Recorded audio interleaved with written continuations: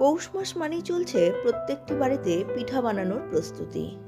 আমাদের বিভিন্ন ধরনের ট্র্যাডিশনাল পার্বণগুলির মধ্যে পৌষ পার্বণ কিন্তু ভীষণ ফেমাস, শুধুমাত্র এর বিভিন্ন ধরনের পিঠাপুলির জন্য।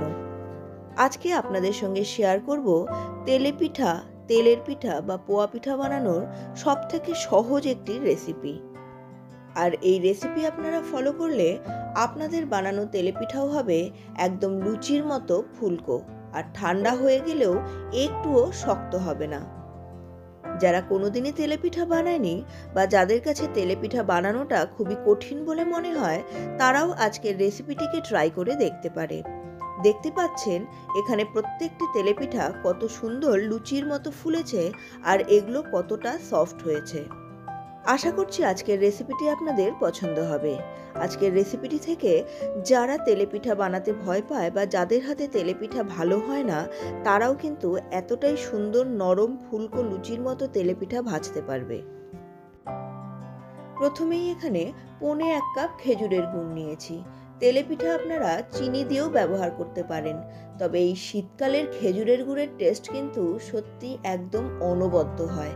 তাই আমি সাজেস্ট করব এই সময়ে তেলেপিঠা অবশ্যই খেজুরের গুড় দিয়ে বানান। খেজুরের গুড়টাকে প্রথমে সামান্য একটু জল দিয়ে ভালো করে গলিয়ে নিয়েছি।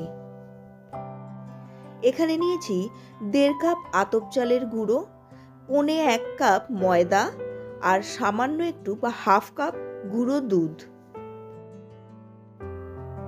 এইবার অন্য একটি পাত্রের মধ্যে প্রথমে চালের গুঁড়ো আর ময়দাটাকে নিয়ে ভালোভাবে মিশিয়ে নিব। শুকনোই এটাকে ভালো করে মিশিয়ে নেওয়ার পর এর মধ্যে গুঁড়ো দুধটা দিয়ে আবার একটুক্ষণ মিশিয়ে নেব। এবার এখানে সামান্য পরিমাণ মানে 1/2 টিস্পুন মতো লবণ নেব। এবার শুকনোই আবার সবগুলোকে ভালো করে মিশিয়ে নিতে হবে। একটি হামলদিস্তার মধ্যে 1 টিস্পুন মৌরি নিয়ে ভালোভাবে এটাকে কুটে নেব। তেলেপিঠার মধ্যে মৌরির গন্ধ কিন্তু অসাধারণ লাগে, তাই এটাকে অবশ্যই দেবেন। মৌরিটা দিয়ে এবার শুকনোই সবগুলোকে আরও একবার ভালো করে মিশিয়ে নেব। শুকনোই সমস্ত উপকরণগুলোকে ভালোভাবে মিশিয়ে নেওয়ার পর এবার এখানে গলিয়ে রাখা খেজুরের গুড়টাকে সম্পূর্ণভাবে দিয়ে দেব। আবার ভালোভাবে মিশিয়ে নিতে হবে যতক্ষণ না পর্যন্ত একটা স্মুথ পেস্ট তৈরি হচ্ছে। খেজুরের গুড়ের পরিমাণটা আপনারা যে যেমন মিষ্টি খাওয়া পছন্দ করেন তার উপর নির্ভর করে বাড়াতে বা কমাতে পারেন। ব্যাটারটা তৈরি করার সময় এখানে যে জল ব্যবহার করবেন সেই জলটা যেন ঈষদুষ্ণ গরম জল হয়, ঠান্ডা জল একদমই ব্যবহার করবেন না। খেজুরের গুড়টা সম্পূর্ণভাবে দিয়ে দেওয়ার পর এখানে যতখানি প্রয়োজন ততখানি কিন্তু ঈষদুষ্ণ গরম জল ব্যবহার করবেন। তবে আপনারা এখানে গরম জলের বদলে ঈষদুষ্ণ দুধও ব্যবহার করতে পারেন। এখানে গুঁড়ো দুধ ব্যবহার করেছি বলে আমি আলাদা করে দুধ ব্যবহার করিনি। অল্প অল্প করে জল দিয়ে এবার এই ব্যাটারটাকে খুব ভালোভাবে ফেটাতে হবে। এর মধ্যে যেন কোনো দলা বা লাম্পস না থাকে। মিনিট 5 খুব ভালোভাবে এটাকে ফেটিয়ে নিতে হবে যতক্ষণ না পর্যন্ত এর কনসিস্টেন্সিটা ঠিক এই রকম হয়। এইবার এই ব্যাটারটাকে 5 থেকে 10 মিনিটের জন্য রেস্টে রেখে দেব।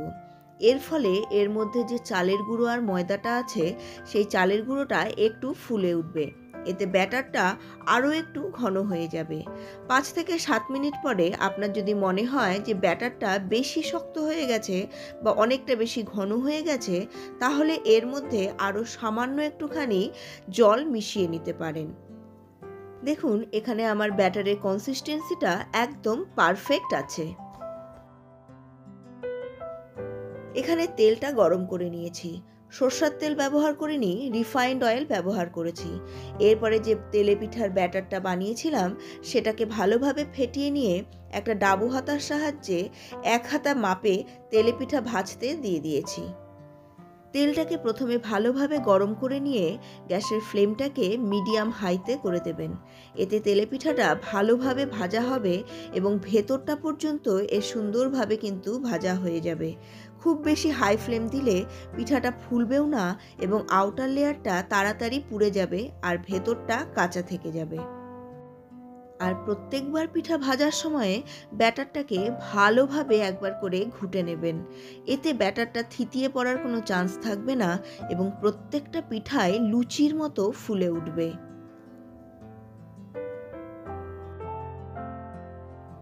তেলে পিঠা ভাজা মোটেই কঠিন কাজ নয় এবং এটা বানানোর জন্য অনেক উপকরণও কিন্তু প্রয়োজন পড়ে না। শুধু ব্যাটারটা বানানোর সময় মাপটাকে সঠিক রাখতে হয় এবং একটু সময় নিয়ে ধৈর্য ধরে এটাকে ফেটাতে হয় আর মিডিয়াম ফ্লেমে ভাজতে হয়। তাহলেই কিন্তু প্রত্যেকটা তেলে পিঠা এই রকম লুচির মতো ফুলতে থাকে। আশা করছি আজকের এই রেসিপিটি আপনাদের পছন্দ হয়েছে। পছন্দ হলে অবশ্যই একটা লাইক করবেন আর কমেন্ট করে আমাকে জানাবেন রেসিপিটি আপনাদের কেমন লাগলো।